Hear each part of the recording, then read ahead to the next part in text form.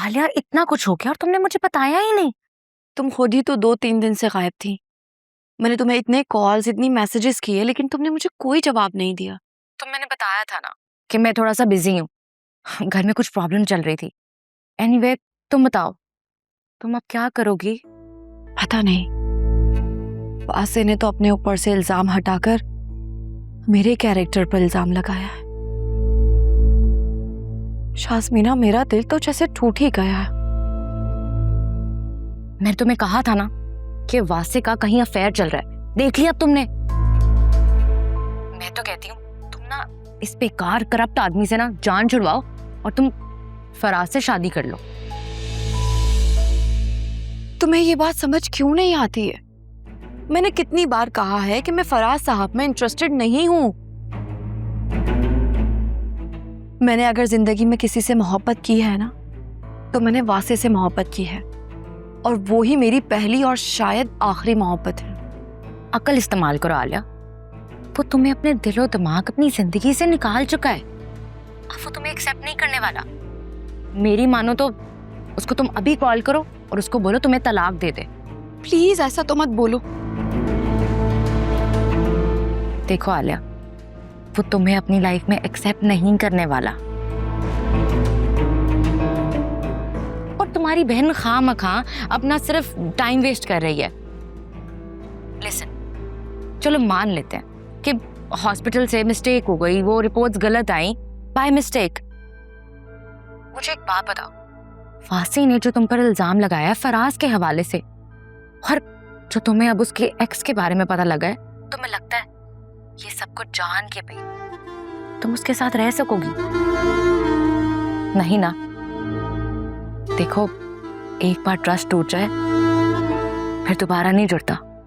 पता नहीं, मुझे कुछ समझ नहीं आ रहा है। मैं बहुत कंफ्यूज हो रही हूँ।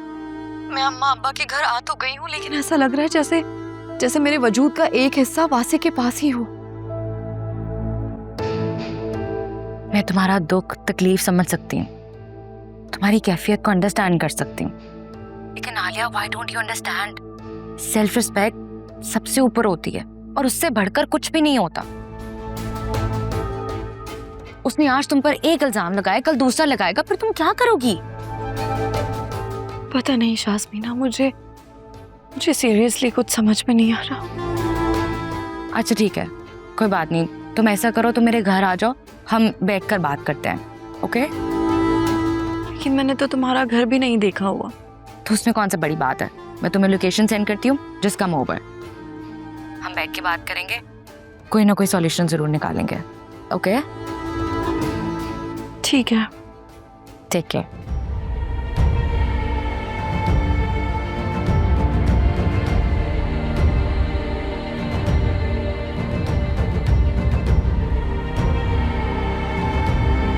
ओह गॉड, दादी आप यहाँ अंधेरे में क्यों बैठी हुई हैं? डरा ही दिया आपने तो मुझे। दादी को देख के डर गया हैं? अल्लाह से डर नहीं लगता तुझे? सो सॉरी दादी, वो एक्चुअली फरिया की मम्मी की डेथ हो गई है, तो बस वहीं बिजी था। इन्ना लिल्लाहि व इन्ना इलैहि राजिऊन। बहुत परेशान थी वो दादी, रो रही थी बहुत। बस जो अल्लाह को मंजूर होता है वही होता है, लेकिन तुमने मुझे उन सब के सामने रुस्वा करा दिया, इसका अंदाजा है तुमको? मैयत में था दादी, समझा करें बात को। अच्छा चलो उठो, अभी हम आलिया के पास जा रहे हैं उसको लाने के लिए। बिल्कुल भी नहीं, असलम अंकल उसे अपनी मर्जी से लेकर गए ना इस घर से, है ना? मैंने तो नहीं निकाला था आलिया को, वो अपनी मर्जी से खुद ही लेकर आएंगे वापस, मैं नहीं जाऊंगा कहीं। ये कैसी बातें कर रहे हो? वो तुम्हारी बीवी है। अपनी माँ के कहने पर अपना घर खराब ना करो।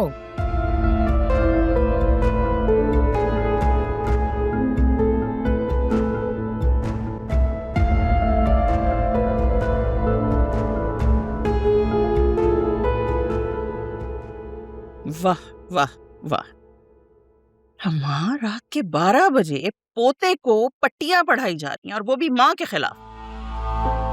वाह वाह, तुम दिन देखती हो ना रात देखती हो।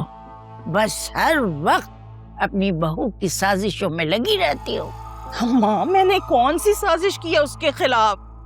जो भी है सबके सामने है।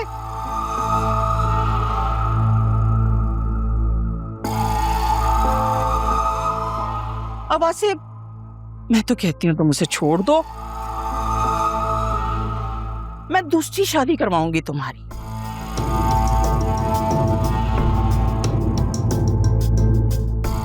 जहाँ से तुम्हारे बहुत प्यारे प्यारे क्यूट क्यूट बच्चे होंगे। मेरी बात सुनो, अगर अल्लाह को मंजूर हुआ और इसको औलाद होना हुई ना, तो आलिया से भी हो जाएगी। चौबा घर बर्बाद ना करो। अरे भाई अम्मा, मैं क्यों उसका घर उजाड़ूंगी? उसकी अपनी हरकतें ही ऐसी हैं।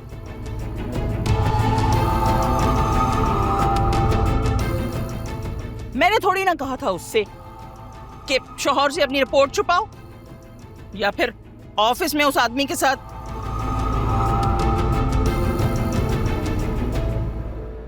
जिस पे वासी को भी शक है, पूछ ले। अब कह दें कि ये सब भी मेरा किया धरा है ना। अम्मा दरअसल आप ना मेरी नफरत में बिल्कुल अंधी हो चुकी हैं। आपको लगता है कि हर बुराई के पीछे बस मैं ही खड़ी हूं। Mummy please. दादी, बहुत थक गया हूं मैं, थोड़ी देर सोना चाहता हूं। आप लोग प्लीज जाएं यहाँ से। वासे, मुझे तुमसे इस तरह से संगदिली की उम्मीद नहीं थी। अच्छा सुने, ये लेक्चर बाद में दे दीजिएगा, अभी सुबह होनी है। सुबह बात कर लीजिएगा, मेरा बच्चा थका आ रहा है माँ। चले माँ सदके, मेरा बच्चा तुम आराम करो। आके बैठ गए हो पूरी पंचायत में। घर बर्बाद करने पर तुली हुई है ये औरत।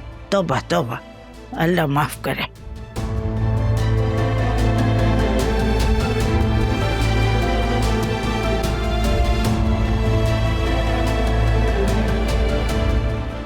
सुनो, तुम इनकी फिक्र मत करो, मैं हूं ना, मैं हूं तुम्हारे साथ।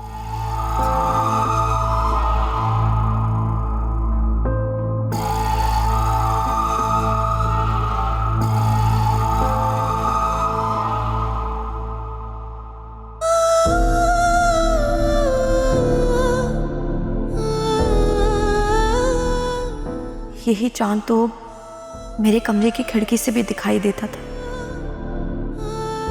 वहां आप साथ होते थे वासे, तो यही चांद कितना प्यारा लगता था। और आज ये कितना उदास लग रहा है, कितना तन्हा, बिल्कुल मेरी तरह।